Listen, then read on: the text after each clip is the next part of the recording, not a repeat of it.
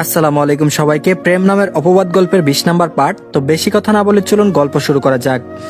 ঋতু আজও ভার্সিটিতে আসবে না, আসবে কি করে? খানবাড়িতে বিয়ে, নতুন বউ রেখে ভার্সিটিতে আসা যায় নাকি? নীলও আসেনি ভার্সিটির আশেপাশে। ফায়েজ ছুটিতে আছে আজ। ফারিহা, ঋষি, রোহান আর নাবিলা ভার্সিটিতে এসেছে। আজকাল ঋষি আর নাবিলার ঝগড়া দেখা যায় না। মূলত নাবিলা সারাক্ষণ মাহিনের সাথে চ্যাট করে, তাই ঝগড়া করার সময় হয় না আর। ঋতু তো ওই দিন বলেছিল নাবিলা আর ঋষির ঝগড়া ছাড়া কেমন যেন পানসে লাগে।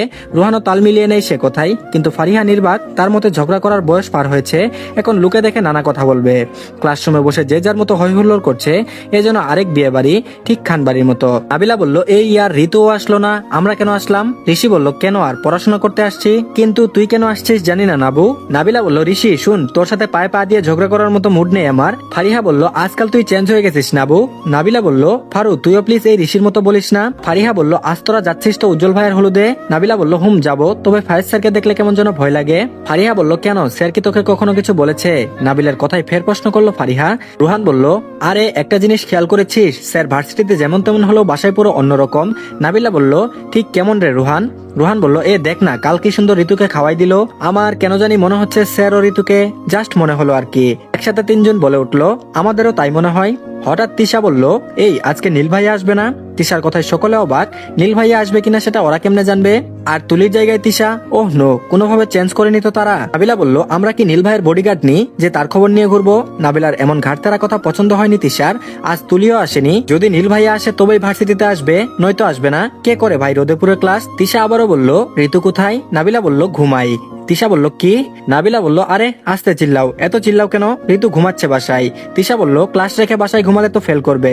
নাবিলা বলল, সে তোমার ভাবতে হবে না, তোমার ঋতুকে বই বেটে খাওয়ানোর লোক আছে বাসায়। তিশা বলল, তোমাদের সাথে কথা বলাটাও ভুল। বলেই যে না ক্লাসরুম থেকে বের হয়ে যাবে, ঠিক তখন যেন বিপদের দ্বিতীয় ভাই এসে হাজির হলো। তিশার অল্পের জন্য উষ্টা খেয়ে পড়ার থেকে বাঁচলেও বাঁচেনি তার দামি ব্যান্ডের জুতা জোড়া।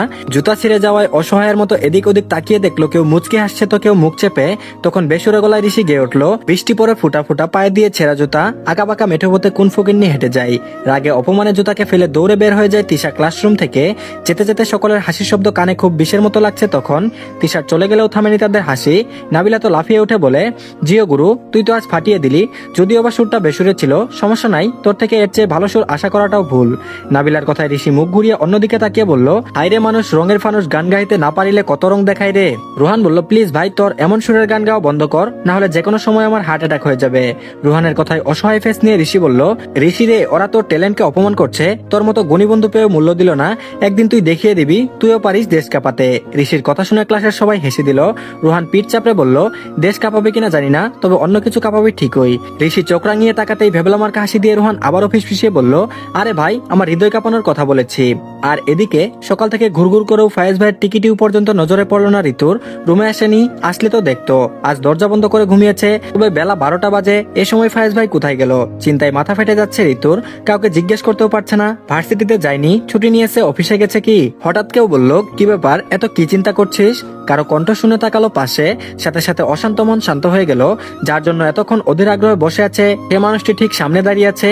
উফ, কি ব্যান্ডের পারফিউম দেয় ফায়েজ ভাই, এত সুন্দর ঘ্রাণ আসে যে নিজেকে সুবাসে ডুবে মেরে ফেলতে ইচ্ছে করে। তারপর ফায়েজ আবারও বলল, কিরে, আবারও দুনিয়া ছেড়ে কোথায় ডুব দিলি? ঋতু বলল, কোথায় ছিলেন ফায়েজ ভাই? ঋতুর কথায় ফায়েজ তাকালো, চোখ মুখে উত্তর শোনার অপেক্ষা।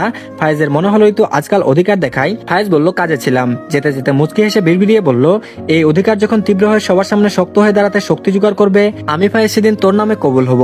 আর এদিকে উজ্জ্বল শেষ সকালে বউটাকে দেখেছে, কিন্তু এখন পর্যন্ত আর দেখলো না। আফসোসের সাথে সাকিবের কাঁধে মাথা রেখে বলল, বুঝলি ভাই, বিয়ে করলাম আমি, বউ আমার, অথচ বাকিরা তারে নিয়ে করে টানাটানি। সাকিব চুপ হয়ে আছে, সেই তখন থেকে নাকে নেই পানি, চোখে নেই পানি, অথচ নাক টেনে আহাজারি করছে। বিয়ে হয়নি 24 ঘন্টা, বউ নিয়ে যে হারে বিলাপ করছে, যেন তার বউ কেউ ভেঙে নিয়ে গেছে। নড়তেও পারছে না, থাকতেও পারছে না, কি এক অসহ্যকর যন্ত্রণা।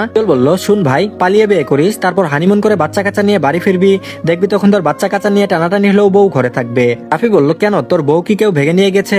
রাফির কথায় সোজা হয়ে বসলো উজ্জ্বল। সাকিব যেন স্বস্তির নিঃশ্বাস ফেললো এতক্ষণে, তারপর বলল, এটা ভেঙে যাওয়ার চেয়ে কষ্টের, তুই বুঝবি না। উজ্জ্বলের অবস্থা দেখে সবাই হেসে দিল।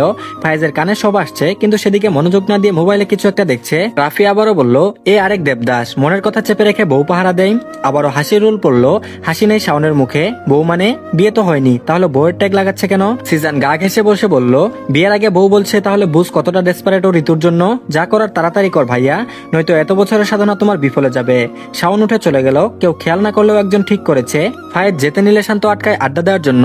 সবার জোরাজুরিতে ফায়েজ বসেছে ঠিক, তবে কাউকে মেসেজ দিয়ে নিশ্চিন্তে বসলো আড্ডায়। সিজান খুশি ফায়েজ এখানে, শান্ত বাহিরে, তাহলে মনের কথা বলতে পারবে। আর এদিকে শাওন ঋতুকে বলছে, ঋতু তোকে একটা কথা বলতে চাই। ঋতু বলল, বলো না শাওন ভাইয়া। শাওন বলল, আমি আসলে। ঋতু বলল, আরে এভাবে তুত্তাচ্ছ কেন? তোমার তুত্তানোর স্বভাব আছে জানতাম না তো। শাওন বলল, আসলে আমি তোকে। হঠাৎ নীল বলে উঠলো, ঋতু শুন। শাওন থেমে গেল। নীল দাঁড়িয়ে আছে শাওনের পিছনে। বড় ভাইয়ের সামনে ছোট বোনকে প্রপোজ করা বেমানান হলো শাওনের। তারপর বলল, জি ভাইয়া। নীল বলল, তোকে বড় বাবা ডাকছে, তাড়াতাড়ি যা। ঋতু আর দাঁড়ালো না, ছুটে চলে গেল। নীল শাওন 1 বছরে পিটাপিটি বড়, ছোট হলেও নীল শাওনকে ভাইয়া ডাকে। নীল বলল, কি হয়েছে ভাইয়া, তুমি এত ঘামাচ্ছ কেন? শাওন বলল, কোথায়? কপালে হাত দিয়ে বলল, ওহ এতক্ষণ ছাদে ছিলাম তো তাই। নীল বলল, তাহলে এসির নিচে গিয়ে বসো, এত ঘামালে অসুস্থ হয়ে যাবে তো।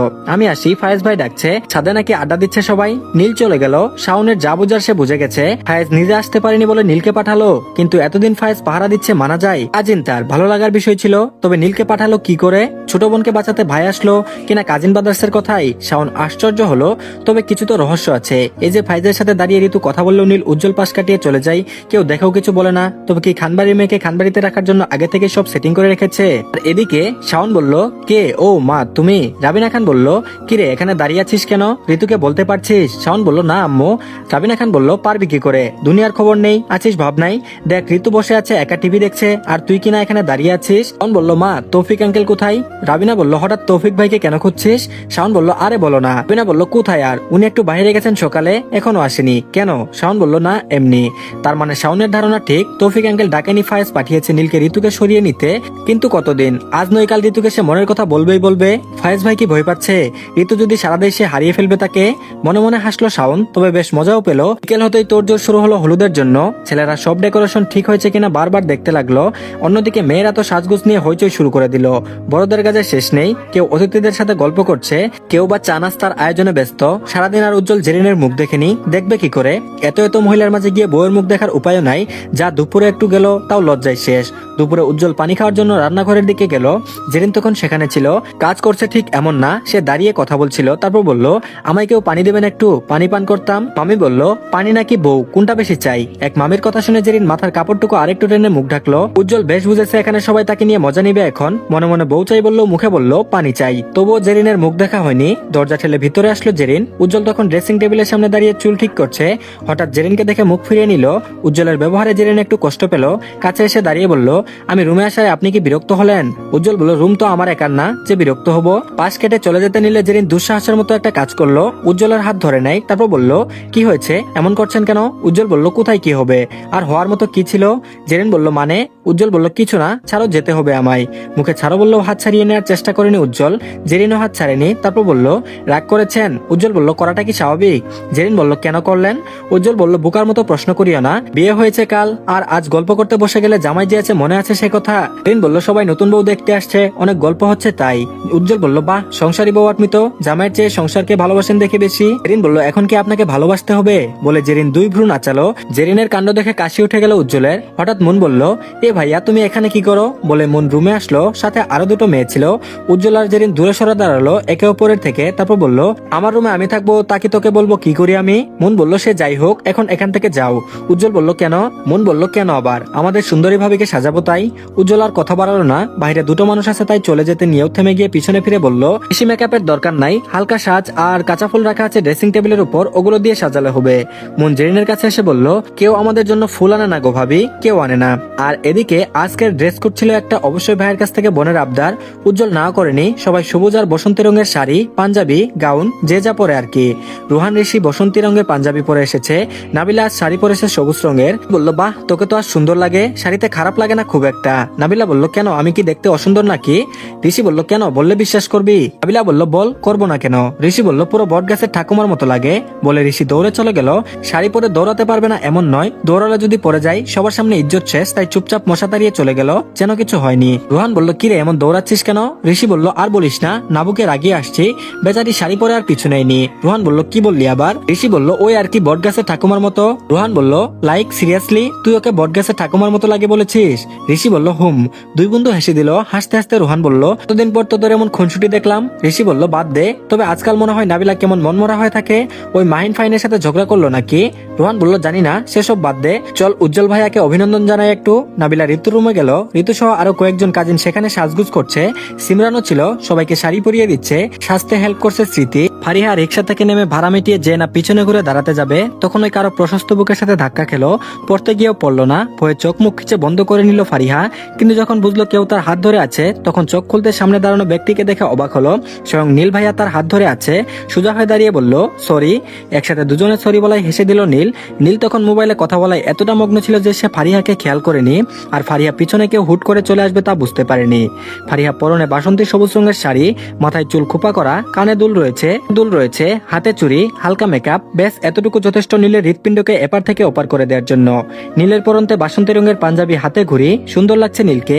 ফারিহা একবার তাকিয়ে চোখ নামিয়ে নিল, তারপর বলল, ভিতরে যাও, বনু ভাবি সবাই আছে উপরে। আর নাবিলাকে দেখলাম আসছে। মাথা কাত করে চলে গেল ফারিহা।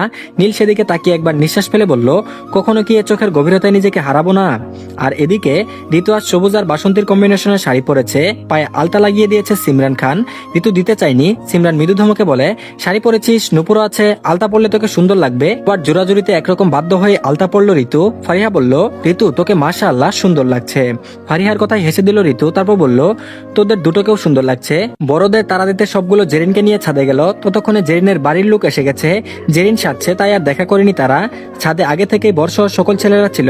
নুপুরের ঝুনঝুন আওয়াজ, মেয়েদের গলার শব্দে সকলের দৃষ্টি সিঁড়ির দিকে। সবাই যেখানে বউ দেখতে ব্যস্ত, সেখানে খানবাড়ির বড় ছেলে মুস্তাকিম খান ফায়েজ তার হৃদয় রানীকে দেখতে ব্যস্ত। নুপুরের শব্দ বারবার কানে আসছে। মেকআপ বলতে চোখের নিচে চিকন করে কাজল আর ঠোঁটে লিপস্টিক। ফায়েজ বেশ খুশি মনে মনে। কেউ একজন তার কথা রাখতে সব বিসর্জন দিতে পারে। দুপুরে ফায়েজ ঋতুর পাশে দাঁড়িয়ে ফিসফিসিয়ে বলে, সাজবি, তবে অল্প ন্যাচারাল লুক নিস, না হলে কিন্তু খবর আছে। বেশ এটুকু কথাই অষ্টাদশীর মন তোলপার হয়ে গেছে।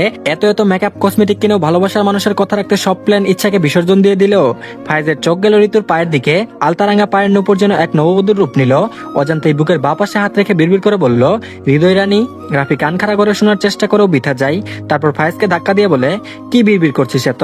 ফায়েজ সামনে তাকিয়ে দেখে কেউ নাই, সবাই স্টেজের সামনে দাঁড়িয়ে আছে। তারপর মাথা নেড়ে বুঝায়, কিছু না। আর এদিকে, কাঁচা ফলে তোমার সুন্দর লাগছে জেরিন। জেরিনের মা আমেনা আর বোন মৌ যেন জেরিনের খুশিতে কেঁদে দেবে। মা বোনকে দেখে খুশিতে কেঁদে দিল জেরিন। জেঠু জেঠি দুই ফুফিরা অবাক। এত বড় বাড়িতে জেরিনের বিয়ে হয়েছে দেখে সকলে ওদিকে আনন্দ করছে, কিন্তু ঋতুর চোখ ফায়েজের দিকে। সে তখন থেকেই খেয়াল করলো ভাবির চাচাতো বোন লাবিবা ফায়েজের আশেপাশে ঘুরঘুর করছে। ঋতু, নাবিলা, শিমুল, ফারিয়া সকলে সেদিকে গিয়ে দূরত্ব রেখে বসলো। তারপর বলল, হাই, আপনি নিশ্চয়ই জেরিনের দেবর? ফায়েজ বলল, না, ভাসুর। লাবিবা বলল, আপনি ভাসুর? তা আপনার ওয়াইফকে দেখলাম না যে? শুনলাম জেরিন নাকি একমাত্র বউ এ বাড়িতে। ফায়েজ বলল, আমার ওয়াইফকে দেখে আপনার কাজ নেই। আর ভাবি মানে জেরিন এ বাড়ির বর্তমানে একমাত্র বউ। লাবিবা বলল, সেটাই, আপনার তো নাম জানা হয়নি। আমি তাসকিয়াতুল লাবিবা, আপনার নাম? ফায়েজ উত্তর দেয়নি। রাফি 32 ফাটি বের করে বলে, আমি Rafi Uddin, nice to meet you. Labiba বলল, আপনি রাফি হন আর কফি হন তা জানার দরকার নাই, আমি তো উনার নাম জানতে চাইছি। ঋতুর গা জ্বলে গেল এই মেয়ের এমন আদিক্ষেতা দেখে। তার ফায়েজ ভাইয়ের নাম জানার দরকার, দাঁড়া এবার বুঝাবো মজা। ঋতু বলল, আরে আপনি এখানে বসে আছেন, ওদিকে বড় বাবা আপনাকে ডাকছে, তাড়াতাড়ি যান। ফায়েজ বেশ জানে বাবা তাকে ডাকবে না। বাপ ছেলের মাঝে এমন কোনো সম্পর্ক নেই যেখানে তাকে ডাকবে। তবে ঋতু যে জেলাস তা ভেবে মনে মনে খুশি হলো, বাইরে যেন কিছু বুঝেনি। তাড়াতাড়ি উঠে চলে গেল ফায়েজ। রাফিও চলে গেল। তারপর বলল, আপনি বসে আছেন কেন? ভাবির কাছে যান, দুবোনে তো কতদিন দেখা নাও হতে পারে। লাবিবা মুখ ভেঙচি দিয়ে চলে গেল। আর এদিকে সকলের চোখ স্টেজের দিকে। ওখানে নীল দাঁড়িয়ে আছে। নীল গান গাচ্ছে হাতে গিটার নিয়ে।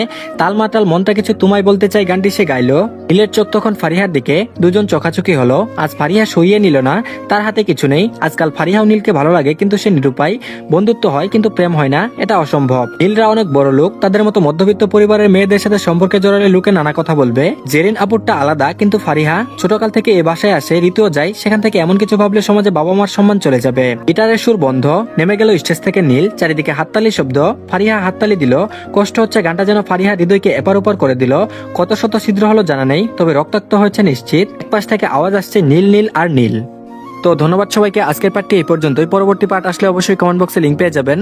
তো সবাই অবশ্যই প্লিজ আমাদের চ্যানেলটিকে সাবস্ক্রাইব করে দিন। আল্লাহ হাফেজ।